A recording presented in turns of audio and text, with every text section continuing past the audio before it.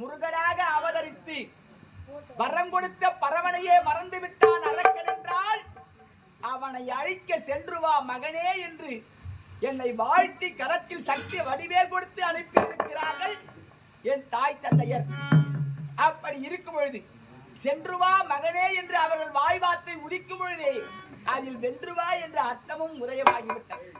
ஆகையால் முதலாக வீர மகேந்திரபுரியை தடுத்தாட்கொண்ட கிரௌஞ்சி மலையை தகர்த்தெறிந்து அதை ஆட்சி செய்து கொண்டிருந்த சூரபதுமனுடைய தம்பி தாரகாசுரனை கொண்டு அது பொருட்டு இனி யாராவது சமருக்கு வருகிறார்களா என்று எதிர்பார்த்து காத்திருக்கின்றேன்.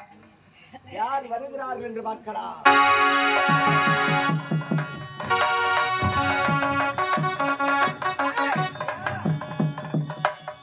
தாரகாசுரனை கொண்டு விட்டான். ஆமா, அந்த முருகன் சின்ன பையனா அவன் எங்க இருக்கிறான் பாரு. முதல்ல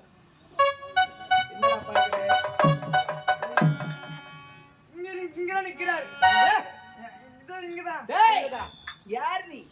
என்னை பார்த்து பயப்பட வேண்டிய காரணம் என்ன பண்றது? அது மாதிரி ஆயிடுச்சு. யார்? நானா? கண்ணன் என்பார், ஆறு முகன் என்பார், சண்முகன் என்பார், முகன் என்பார். உன்னை அழிக்க வேண்டும் என்பதற்காக ஓடோடி வந்த சூராதி சூரன் என்பார். ஏய் அரக்க பதரே, நீ நாடி வந்தது நோக்கம் என்ன?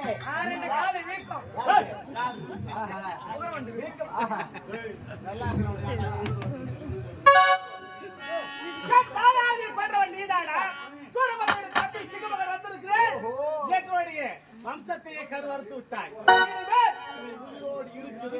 சூரபதுமனுடைய தம்பி தாரகாசுரனுக்கு இளையவன் சிங்கமுடன் வந்திருக்கின்றாயா? அப்படி என்றால் சமருக்கு நானே வந்திருக்கின்றாய். அழைக்கப்பதே வாடா சம செய்திடுவோ மதை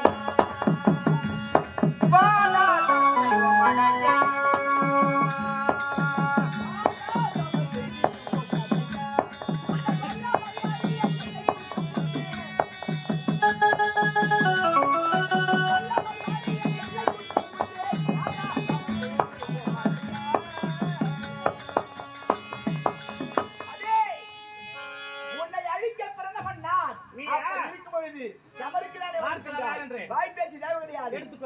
பேசட்டும்.